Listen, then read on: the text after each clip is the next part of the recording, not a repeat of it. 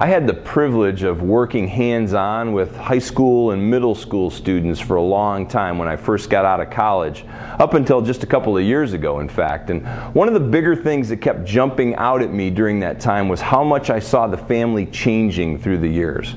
When I first started working with kids, there were a lot more moms and dads living with their children in the same house. You know, like what a lot of people would refer to as a normal family, whatever normal means. And yet these days, I see a lot more blended families popping up all over the place.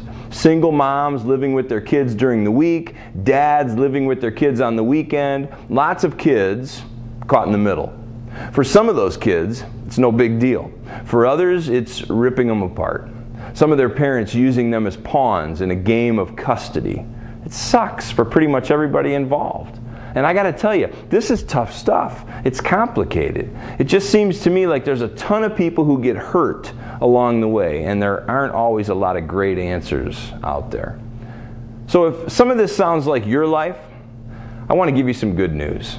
I want you to know that no matter how jacked up your situation might seem right now, there are really some good things that can come out of it. I also want you to know that there are people who want to help you. There are people who care. There are people who want to try and be there for you, just to listen, to show you that there's hope.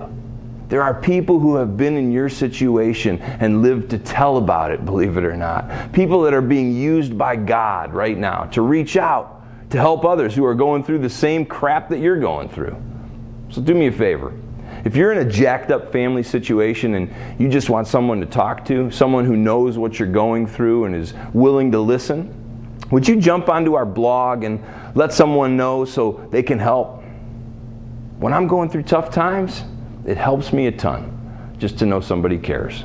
It helps me to know that someone knows what I'm going through. And maybe they'd even be willing to pray for me as I go through it. You're definitely not alone in this. And God will give you what you need to get through it when you need it. But you might have to reach out and ask for His help along the way.